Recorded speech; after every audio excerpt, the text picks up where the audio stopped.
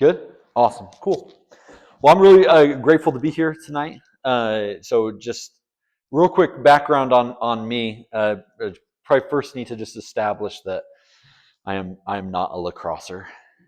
I was a supporter of lacrosse through high school. I graduated from West Jordan High School, and that's great. But I grew up playing basketball and soccer were my two main sports. I've had 4 different knee surgeries. That's what kind of ended my playing career in life and whatever. First one was when I was 16, and then the last one was when I was 22. And at that point, my wife was like, "You're not really good at this anyway, so why do we keep doing?" I'm just joking. My wife's awesome. She's super kind. She wouldn't say that. But I just realized pursuing that wasn't what I was going to be doing. So about 10 years ago, I graduated with my master's degree in sport psychology from the University of Utah. And then for the past 10 years, I've just been working with all different groups, different ages, different sports, teaching mental skills, team dynamics, all those different things. And so when Colin asked if I'd come speak tonight about positive culture, I was pumped because not only do I talk about this, but I've seen a lot of it, and so I'm really excited about that. So hopefully, I can answer some questions, but also hopefully provide I've never considered myself to be the one with the answers. Right? I'm not Yoda, but I hope tonight to maybe pose some ideas, maybe pose some questions that can be helpful and get you thinking because you have a tremendous amount of experience in lacrosse, in organizing and leading a group, and things like that. And I'm certain you guys are actually doing a lot of really cool things already. So I want to first start addressing the title of this session, because this is the title that Colin and I came up with on purpose, because I wanted to put the word positive out there, because I have a problem with that word, and especially as we go through the idea of positive culture wins. So I'm going to grab our little whiteboard here and walk through something that I take teams and athletes through all the time. I like to relate things to a stop sign. So on the one hand, or on the one side, we have our red. So if you think of a red stoplight, right, we stop, and that's what our red. And we could go with, this could be our self-talk, this could be body language, and this is also our culture, right? The way we communicate with a group, the direction we're going with a group. And it's red because it stops us. And that's how we know whether or not something actually is red in terms of our self-talk is, if I'm saying, if I hear the words constantly hey, you suck, you're the worst, you're no good, you don't belong. If that's all I hear, eventually the things that will stop are, my belief, my hope, my confidence, but also possibly my participation, right? If you're just told you're no good, and even if that person who's telling you you're no good is you start to believe that voice, and so it stops us, right? And it's the same thing with our body language, right? If I am dropping my head, I'm literally stopping my sight, from what's going around. We know that hormonally, dropping my chin below 90 degrees, releases stress hormones that stop our confidence and our self-belief and things like that as well. And then also in a group dynamic, right? Toxic cultures, what stops communication, respect, trust, progress, whatever it might be. So I really like this analogy of a stoplight because that's what red does, is red stops us. So like I said, it could be with our body language, team dynamics, whatever. And there's typically on when we're feeling red or we're in that red category, there's some pretty heavy emotions that are involved. Anger. I know how to spell anger, I promise. Anger, frustration, embarrassment, and all of these are kind of related. This is where it comes into our team dynamics, is ego, right? When there's a great book called Ego is the Enemy, but whenever we're making decisions to make us look good, right? Or out of fear of us not looking good or us looking a certain way where we're supposed to be or whatever, we find ourselves typically in this red category. Okay, now we're all familiar with and where we mostly see is on this other side is we have our green or our like positive, and again our positive self-talk, positive body language, um, team dynamics, group dynamics, whatever it might be. And like a stoplight, green means go. And so green means that like we're doing it, we're making progress, we're going in a direction. But as a tendency also to feel like kind of rah-rah, like kind of like only motivational, which like that's good. You know, we need to be motivational, right? But like that's all its intent is, like, hey, you got this, right?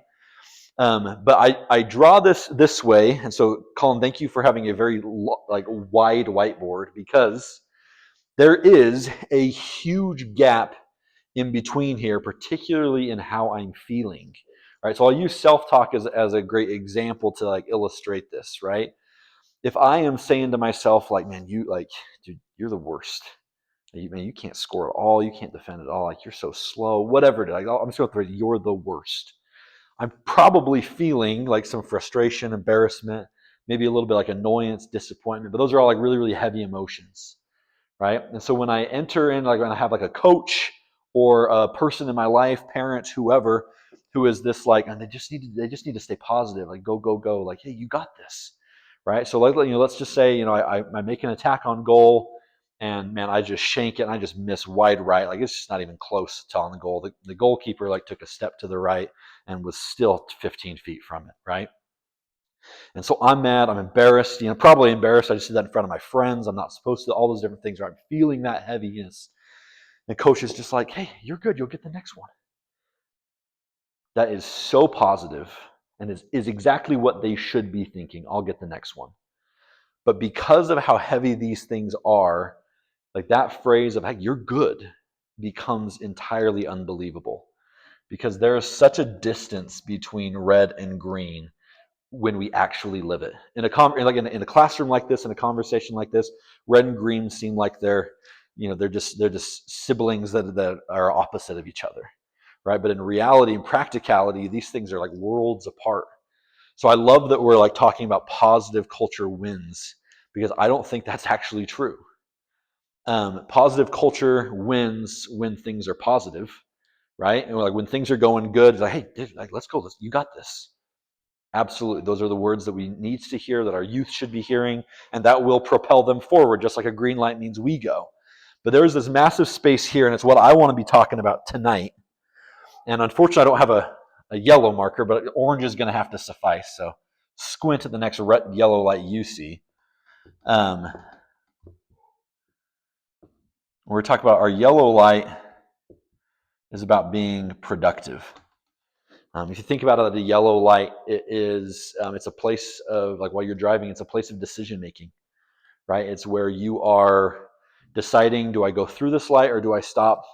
And all of it's based on your speed, right? I could be 3 feet from the intersection when it turns yellow, but if I'm going 1 mile an hour, I'm not going to go through the intersection, right? Similarly, I could be 40 feet from the intersection, but I'm going 65, so I'm going to go right on through. So it's a place of decision making. And that's what yellow self-talk, body language, team dynamic, group dynamic is all about, is staying productive, moving in a direction like where we're actually making progress. And that is something like productive culture absolutely always wins. It's how you turn every setback into a lesson learned. You turn everything, like you can make progress in absolutely anything. But I wanted to start with that tonight because positivity doesn't always win when we're feeling like this. So one of the things that great teams, great organizations do, great athletes do, is they learn how to transition to this place of yellow and productivity. How can I get moving again? How can I get productive again? Right? Like, I understand you're upset that you missed that last shot. How can we make it so that you're still locked in on your next opportunity? Right? I understand you want to be playing more, and you're a little bit frustrated, by the fact that your kid's not playing as much as you think they should be. What can we do? It's a great question that I love to ask. Is what can we do? Because it's all about action. It kind of forces us to move away from the stuff out of our control and focus on the stuff that is in. And that's what I'm going to be talking about tonight. Is just some experiences, some things that I've seen to help kind of move us in this direction of like staying productive. Because absolutely, productive culture always wins, regardless of the result or regardless of what's going on in your community or your environment or the people you got involved with. Truly, the best cultures are the ones that are always staying productive. And that everyone involved, everyone's sitting around the boardroom table. All the parents, all the coaches, all the players are staying productive. They're moving in a direction, and that's really what we're going to talk about tonight. So I'm excited to talk about productive culture tonight. So I'm going to share a couple thoughts about culture that I've experienced. So this is one of my favorite definitions of culture, and I learned this. And I can't remember where I heard it though, but I remember like learning this and seeing this for the first time when I was working as like doing some consulting for a tech firm down like the Silicon Slopes. And I went in on the first day just trying to like, hey, how can we impact the organization and what are you looking for or whatever? And they're like, we have a great culture here. I'm like, that's awesome. And they're like, yes. And let me tell you what our great culture is. So we have pizza on Fridays. We got a ping pong table in the break room, soda machine, they just like, they can have unlimited soda, like just anything that they need. Like we just got a really, really great culture here. It was like awesome. And so we started doing our like one-on-one individual like consultations type things or whatever. And they did not have a great culture because like culture is not the cool things you're doing. Our culture and everyone like will always be defined by your worst behavior tolerated, right? And that's true for us personally, right? That's like, man, like you think about yourself as a parent, right? That it's like you can do all these really, really great things, right? But if you're also addicted to online gambling or whatever, like, and that's what you're going to be defined by, right? And so when we look at it, particularly as we all have shortcomings, right? But when we particularly look at a group dynamic of leading like an organization and a program, as you're looking at spreading things out to your coaches and your parents and your players, is that something I would like encourage you to do, is to think of like what are the things that we don't want to tolerate. And that part is really, really important because like I said, we all have problems, right? Like we all have shortcomings and inadequacies, and that's fine. But it's when we like start to tolerate them that those are the things that start to impact our culture. Right? Like, yeah, you might be this person. I know I'm like quite a hothead. And so it's like, yeah, like that's a shortcoming of mine, right? And so yeah, I'm going to scream at a ref every now and again, right? But it's when that becomes tolerated by me and my personal culture, or my daughter's coach, or or another parent or whatever. But when they're just like, hey, John, I'm really glad you yelled at that ref, or I'm not sure they've ever said that, but whenever that's been tolerated, right, that now starts to become kind of like a cornerstone or a building block on the culture that like will be established, right?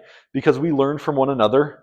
We're naive scientists. I see what you do, and I see the fact that like maybe that you weren't reprimanded, or like you seemed to feel good about yourself after doing that, or maybe it released a little bit of stress, and I watched you do it, and so I'm like, sweet, I think I'm going to try that out too. And now all of a sudden that unfortunate behavior has been tolerated, and it will find its way like around and throughout, right? So it's very important that we do good things. And so I don't want to say that by like, it doesn't matter the good stuff you do. It absolutely does. But really watch in terms of like what your culture is going to be defined by is the behaviors that you choose to tolerate. And I think that goes to your coaches,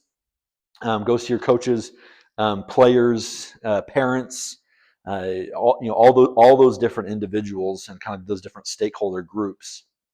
So I've been doing this about 10 years.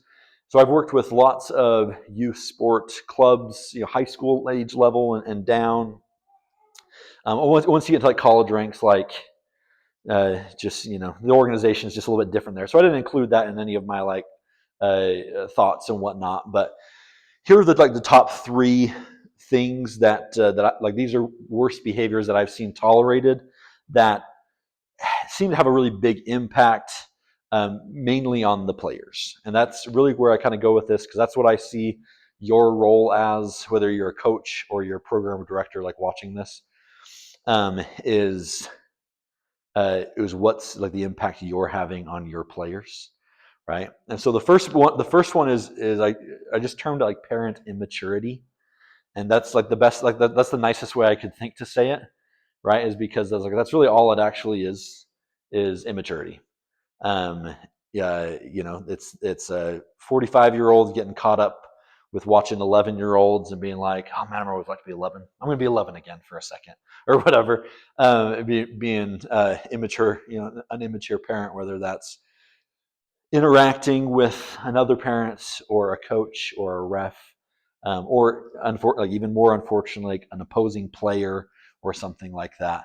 But I've seen those be tolerated, and I think you all know that, right? But the impact of that can be like pretty devastating, just from a modeling perspective of what players are seeing that is allowed, and how they learn to interact with the other important people that they're going to have in their experience.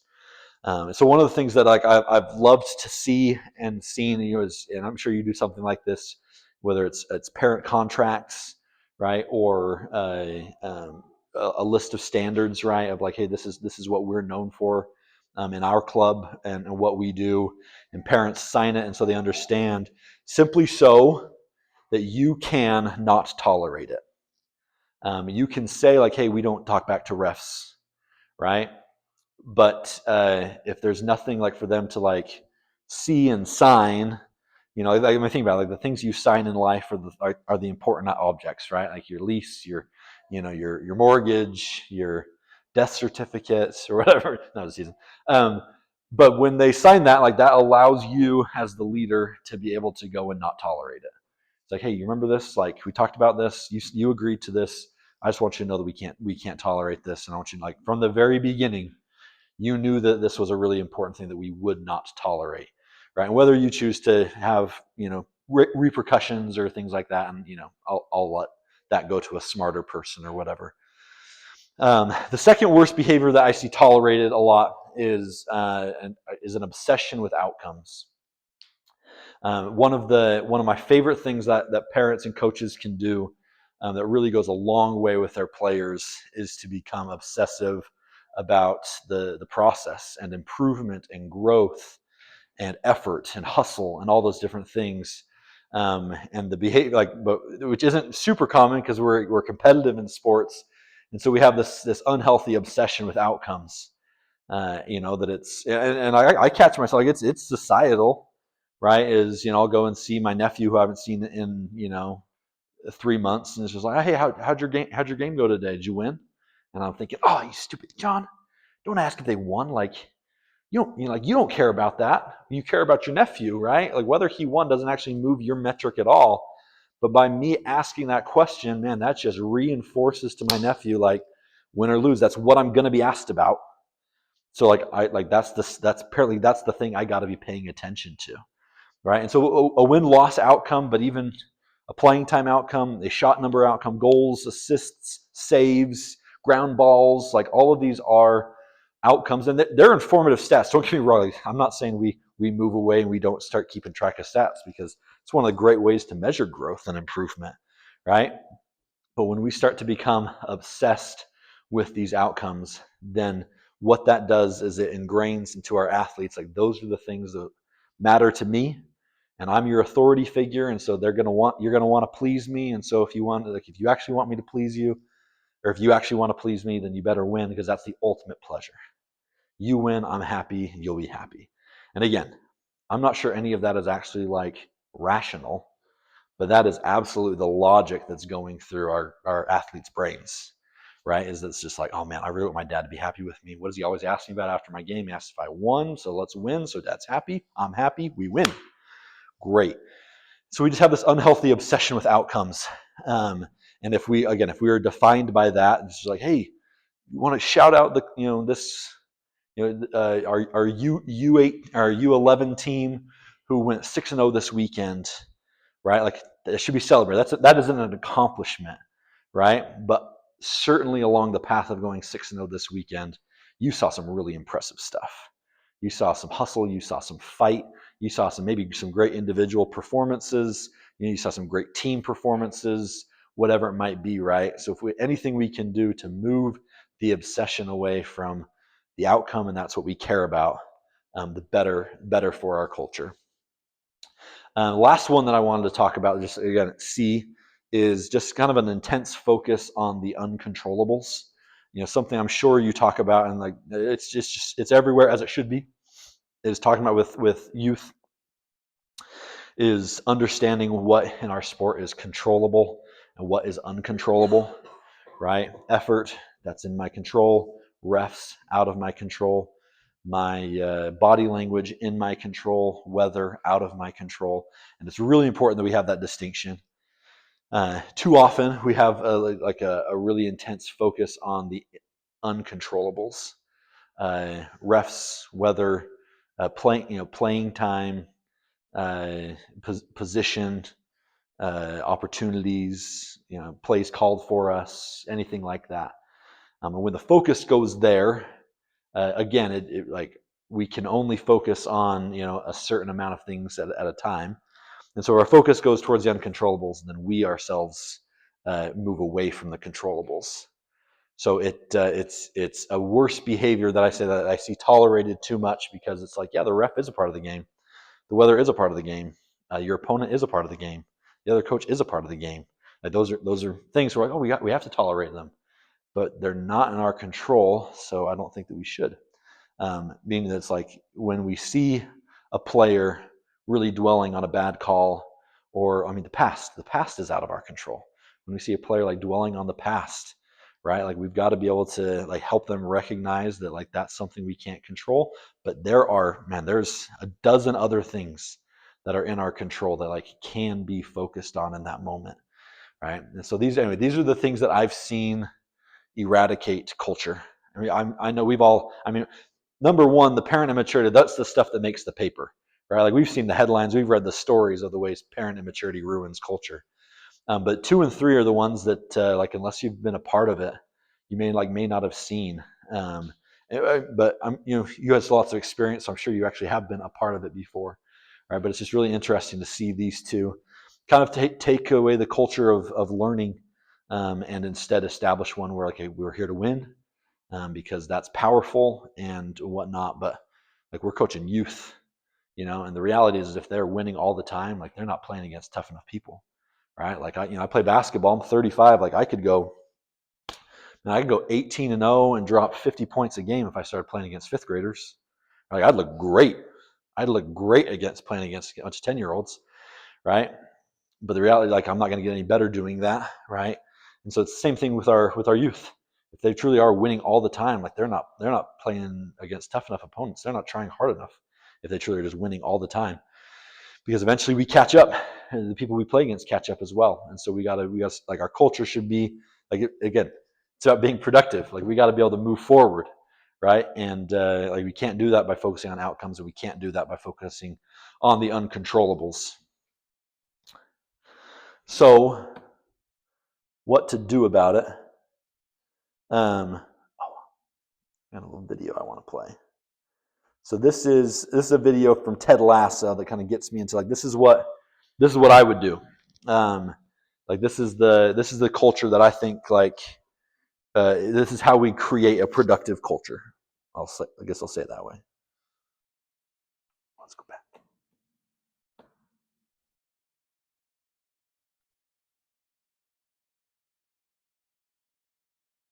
Pause. I gotta turn your volume up.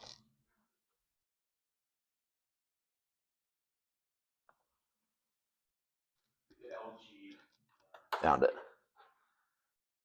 I think.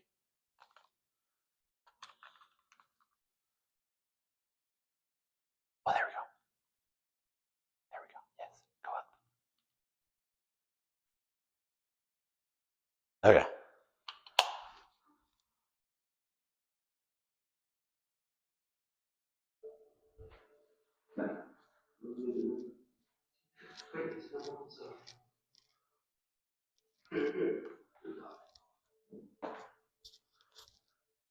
Ruger, guys have underestimated me my entire life. And for years, I never understood why. He's really hot. Then one day, I was driving my little boy at school, and I saw this quote by Walt Whitman hanging on the wall there. It said, "Be curious, not judgmental." I like that. So I get back in my car and I'm driving to work. And all of a sudden it hits me. All these fellas used to belittle me. A single one of them curious. You know, they thought they had everything all figured out, so they judged everything. They judged everyone. And I realized that they're underestimating me. Who I was had nothing to do with it. Because if they were curious, they would ask questions. You know, questions like, "Have you played a lot of darts, Ed?"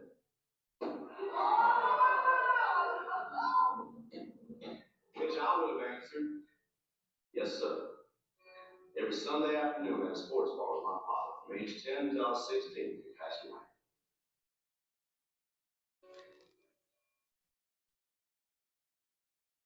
Barbecue sauce.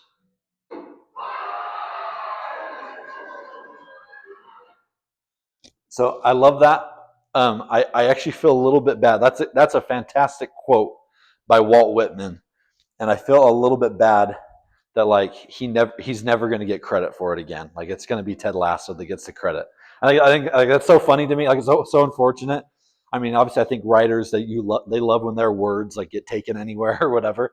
But like for the longest time, like I mean, he says it in there. For the longest time, I was like, man, this great quote from Ted Lasso. I'm like, no, it's not. Like it's from Walt Whitman, who's a much more impressive person. Ted Lasso's awesome, but is to be curious and not judgmental.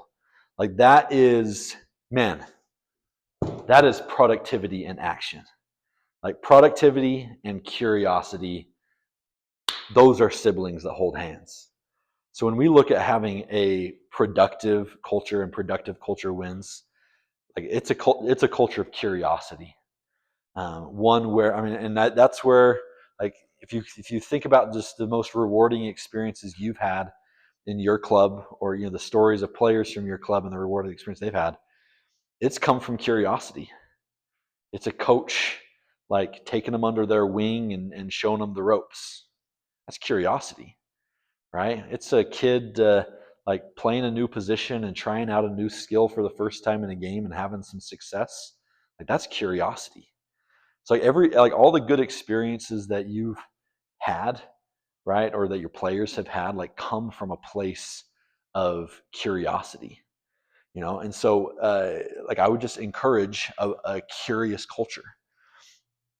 These are a couple like kind of fundamental differences between curiosity and judgment. Curiosity is one that builds, right? That as a coach, as a director, right? That I am curious. I wonder what this team could be, this player could be, this club could be, right? That I seek to build because I'm in search of that answer, knowing that that answer like can't be answered. I won't be able to find it, right? But a curious person builds. That they build people up because they don't know what this like truly the full potential of this person, and they want to see. They're curious just to see how athletic this person could be. They're curious to see just how technically skilled they could be with practice. You know what happens. You know what could happen if this person is given an opportunity. You know what could be. I love that Ted Lasso does say that if they were curious, they would ask questions, and that's what they do with number two. Right? Is we ask lots of questions. When we become Yoda, when we become the person with all the answers, I think that's when we start to. I'm not saying and I guess I should probably say I don't think anyone is perfectly curious and absent of judgment. I think it's absolutely a little bit of a balancing scale, But when we stop asking questions, like I think that's when we do start making assumptions. So that was one point for like in particular, like practicality for you as program directors that I would build into your repertoire as a skill. That when because people come to you for answers. It's like, hey, what are we doing with this? Like we're double booked on this day, or whatever it might be. Is Like instead of just giving answers, learning to ask questions, keeping yourself curious, right? And what that does is it avoids you from going over the judgmental side, right, of making assumptions, right? Man, assumptions are one of the most dangerous things, because what I've seen is assumptions lead to resentment in every direction. If I assume something about my coach, like going up the stream, right, up the chain of command, I assume that he only plays his son, right? Man, that's just going to breed nothing but resentment on my part. Coming the other direction, right? As a coach, assume my players like aren't working hard. They're not doing their homework. They're not doing their work out of practice. They're not listening to me. That's just going to that breeds resentment as well. So why we ask questions is to like encourage ourselves to stay curious, simply so we can avoid being judgmental. And then curiosity is allows us. So what gets rewarded gets repeated. When we reward curiosity, that's what will get repeated. When we reward effort and being a great sport, being a great teammate, improvement, like those are the things that will get repeated for us as well. The kind of the last thing that I wanted to share as we get to, on the judgmental side, it would just kind of briefly, the judgmental culture, a judgmental leader, like they shrink people, right? And they're doing it to make easy decisions, right? It's like, I need to be able to like take you as a person, and like I'm going to shrink you down into one part of you, and you're now this. You're now entitled, and I need to take you and I got to shrink you down. You are a hard worker. I got to take you and I got to shrink you down, that you are a great listener. And we just even good judgments, but we shrink people down so that we can make decisions really quickly. Oh, I need someone who's a good teammate. Oh, perfect, him, because that's all he is. He's a great teammate, right? We make these judgments because it shrinks people down to make it simpler. So it's not always about like judgmental is bad, right? Judgmental is simpler, but we're talking about people. We're talking about organizations, and there's nothing simple about that. The last one I want to talk about, and this is why I think curiosity is a great is productive. When we allow judgment to be part of our culture, meaning that we do all to win, and when that's not happening, it's like, who's at fault, who's to blame, what's wrong, instead of what are we learning, why is this happening, and being curious about the whole thing. I think what it tends to create is an intense fear of failure in our athletes and in our coaches as well. But I see hundreds of athletes individually a year, and I would say over 80% of them, what's ever hampering their mental ability to move on is a fear of failure. They are so afraid to make a mistake because that's when the bad stuff happens, right? I can't miss a goal because like then I'm going to get pulled out. And like, I'm not saying coaches actually pull them out because they made a mistake, right? But like, if that's the connection that kid makes, like they are just going to be so afraid of that, right? Because that's not getting rewarded, that's getting punished, right? But that's what's being emphasized. A fear of failure comes from us being judged, or just no longer curious, no longer wondering why that's happening and what can be improved in it. It's like, oh, that is, and that fear of failure is debilitating. Um, we stop trying, and that's where this, our stop happens. When we stop trying because we're so afraid to act. We get athletes who are hesitant, no longer making decisions because they're just so afraid to be wrong. When we can establish a curious culture, we're okay with mistakes. The mistakes are, I don't know if we'll ever get to, or we ever should get to a point where mistakes are celebrated, right? Because we don't like, we're trying to get them better. We're trying to minimize mistakes, right? But when they can be rewarded for and this, I'll give you, this is the secret, this is the cheat code, is when they may make a mistake. If you can reward them for their bravery or their courage of doing that thing, that's how you can emphasize, like you're not rewarding the mistake, but you are rewarding the bravery that it took to actually try that out in a game. or the courage that it took to do that in front of all of their friends. Bravery and courage is one of the ways that we can have a win in everything that we do. But when we can instill that like type of curiosity in our programs, it allows a place for young athletes to come and know that like, hey, I can try stuff, and it's okay. Like they're going to fail when they're trying something brand new. We all will, and that's okay. It allows them to actually make some progress along the way. Okay, and here's where you, as coaches and as leaders, will get rewarded. Is that curiosity always competes. Whether I am down, I'm down a few goals, I'm up a few goals, I'm playing a really, really good team, I'm playing a really, really bad team. It's my first year playing lacrosse, it's my 12th year playing lacrosse. Curiosity always shows up and starts competing. That it can be a rainy day and curiosity will be out there competing. So I wonder how fast I can be today in the rain. I wonder what that ball's going to do in the wind. I wonder what like if this play that coaches like this new offense or whatever. I wonder if it's going to work. I wonder if they're going to be able to stop me, right? I wonder if I'm going to be able to stop them. And just curiosity is always showing up to be able to compete and be able to find answers and look for solutions. Because curiosity always stays productive. It's never set in stone, but is always looking for that answer and looking to be the best. Okay? So curiosity is the culture. Is how we have a winning culture, how we have a productive culture, is by keeping ourselves curious. So use program directors and coaches. These are the three things I would ask you and encourage you to really focus and become like almost exaggerate them if you need to.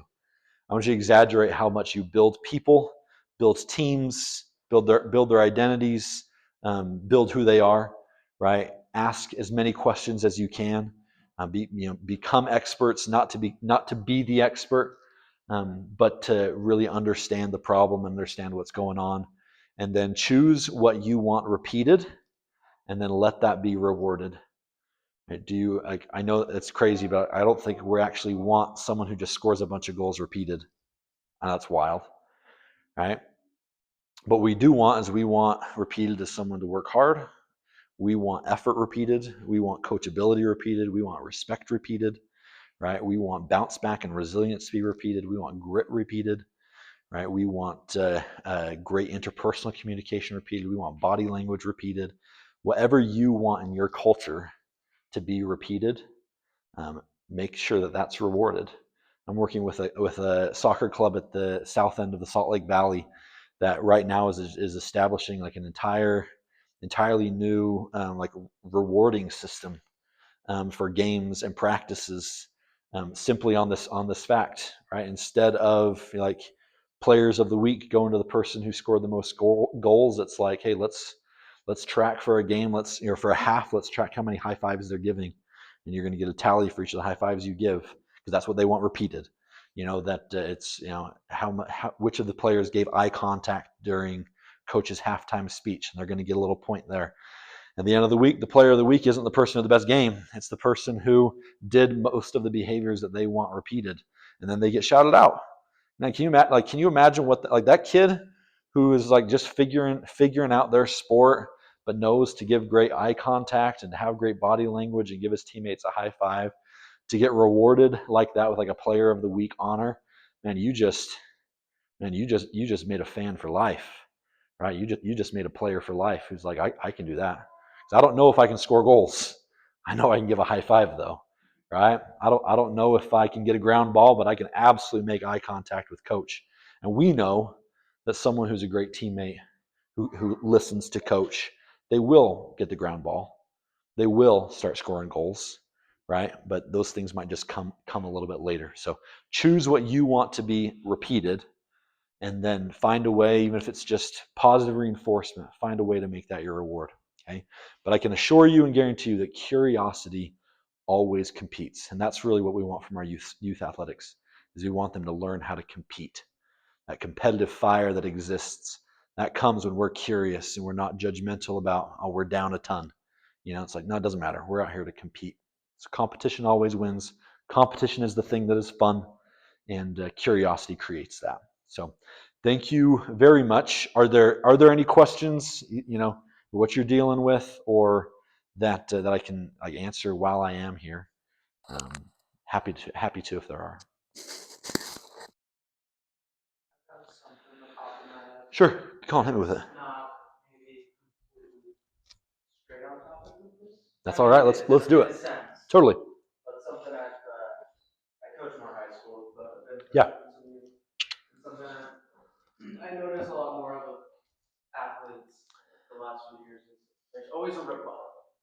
Like every time you're trying to, and it's like an instruction thing. And there's like, but coach, I was doing this, but this, and my theory though, part of it is like they don't actually retain what I'm instructing and coaching while they are arguing with me about it. Yep. Is that factual in any regard? And what's a positive way in like approaching that dynamic with like so many athletes that there's just not a lot of yes coaching. Everyone has an excuse. So 2 thoughts. You're so spot on. Okay. So two thoughts. One, why it happens. Fear of failure. Is that like, why are you saying this to me, coach? Right? Is it because I'm making mistakes? You don't think I'm good enough, right? Or whatever it is, and they're trying to brace themselves. They're hedging their egos against this fact, right? Something that can be done though, is have them repeat it back to you or teach it back to you. So if you're in a large group, right, given halftime adjustments or whatever, of like, hey, let's do this and this. Okay, I told you to do 3 things coming out of the second half. Can anyone tell me what those 3 things are? And let them like teach it back to you. Because I think a big thing that I've seen a lot with youth athletes is what you are saying and what they hear are not at all the same. I had a youth coach, had like a little player parent meeting with high school player parent meeting about playing time, probably about playing time. And coach said, like, I just need to be able to see this and this and this from you in practice, and then like I think I'll be able to trust you. Like, my trust will go up, and I'll be maybe see the floor a little bit more. And she just saw like the player just like drop her head and just started nodding. Said, yes, coach. Yes, coach. Yes, coach. She's like, that's not how she should have responded. So she's like, okay. So she walked up. She's like, wait, come back. What did you hear that I said? You just said that I wasn't working hard enough in practice. It's like, woof, no. And so she was able to clarify. And I think that's why, hey, teach this back to me, right? So that you can then clarify, like, oh, yes, and yes, that, and also remember that, like, this is the reason why, right? If it's an individual person, like one-on-one, I've just like found that, man, you can say anything as long as you say it quietly and with respect. That like if there is one player struggling on a defensive slide or whatever, instead of addressing the whole team, like, hey guys, we like defenders, we need to like improve our defensive slide, right? If I'm a defender not struggling with my defensive slide, like I'm probably taking all that in. Dude, what's coach saying? Like, what does he mean that I need to improve my defense? Like, I thought I was doing that fine. I didn't, and that just confused them, right? Meanwhile, the person who actually needs to work on that is just like, yeah, you all need to figure that out, or whatever. And so in those moments, right, being just like, hey, Callie, like, let me go, hey, on those defensive slides, like I just noticed that you're a little bit slow on this. Hey, remember that this is the technique that we work on to make sure we increase our speed or whatnot. Whatever it is, I'll let you be lacrosse experts, and I'll stop embarrassing myself, right? But having those corrections like in like one-on-one, very productive about how the fix is happening, right? Then the person who is not the problem isn't thinking like, why is coach saying that, right? The person who is the problem isn't thinking it's everyone else's thing, right? And it's just really, really clear. Anyway, so those are a couple thoughts that came to mind for that question. That's a good one. Awesome. Any others? Yeah, we got a microphone for you too. What are some just one-liners that sometimes I find myself at quarters and halves going, I just need a quick one-liner to just boost up morale, but I just can't think of it. Yeah. And you know what I hate, I go to like, hey, what do we need to work on? Yeah, let's do better at that, and let's like go into the next quarter. That will be one of our goals for next quarter. But then it's like, okay, go team. Like, Yeah. but what is there some things like some good one-liners that are just like kind of like that can resonate with these kids that they can be almost a mantra in their head as they go out, and is there some good like I don't know, you have some good ones? So I have a couple, and a couple like one truly like one-liner, and then a couple like other like thought, whatever. One is what I tell parents, because parents, man, they just love to X's and O's the heck out of their kids' performance, And I had a cross country runner tell me recently that she's like, after a rough race, her mom came over and was just trying to like comfort her. Her mom knew it was a rough race. Everyone knew it was a rough race, and she's like, "Mom, I just need love." And I was like, "That's incredible. Like that's awesome."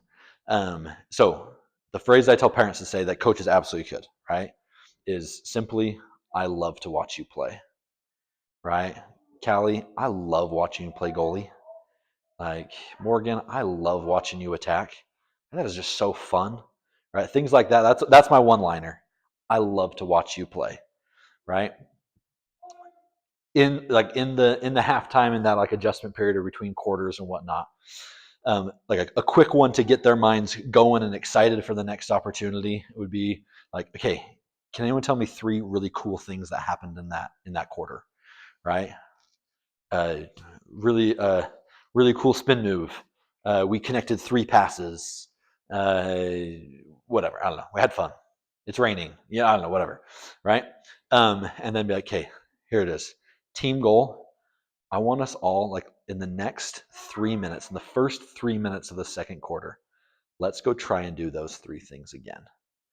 Right. So that they enter the second quarter with like kind of like a focus, right? That they're out there like trying to accomplish these mini goals, like very task oriented, right? And so like they might say, oh, so it was so cool when so and so scored, and it's like, okay, we don't want to set that as a precedent, right? And so like, oh, that was really, really cool. Did anyone see the pass? And that's where you get to be the adult and mature about like emphasizing the process aspect, right? It's like, oh, that was a really cool goal. Man, I think the shot was even better though, right? And so then, because that's something that we do want to get repeated, right? We want some shots, right? We want them to be courageous to take the shots they need. So that could be what it is of like, hey, in the next 3 minutes, let's go get another shot. Let's go connect 3 more passes. And then I want to see one of you screaming, running around in a circle in the rain or whatever their fun thing is, right? But letting them decide, letting them say what was fun, what they liked, what they thought was cool, and then being like, okay, guys, I know we got a 10-minute quarter. The next 3 minutes, let's go do every single one of them. All right, because now they're focused on the fun, they're focused on the excitement, and it sends them out with something and takes the pressure off of you to create the something. Yeah. Awesome. Cool. Great question. My brain sometimes, okay, I gotta create one more like Yeah. thing. Yeah, let them be the answer for you. Mm-hmm. But I really do. I love watching you. I love that. Yeah. Yeah. Love watching you play. Mm-hmm. Cool. Thank you. Any other questions? This has been awesome. Thank you so much for having me. I know my contact info is circulating and whatnot. So if there's anything I can do for you and your club, it's like, please let me know. Happy to come in and help coaches and players, whatever it might be. So thank you.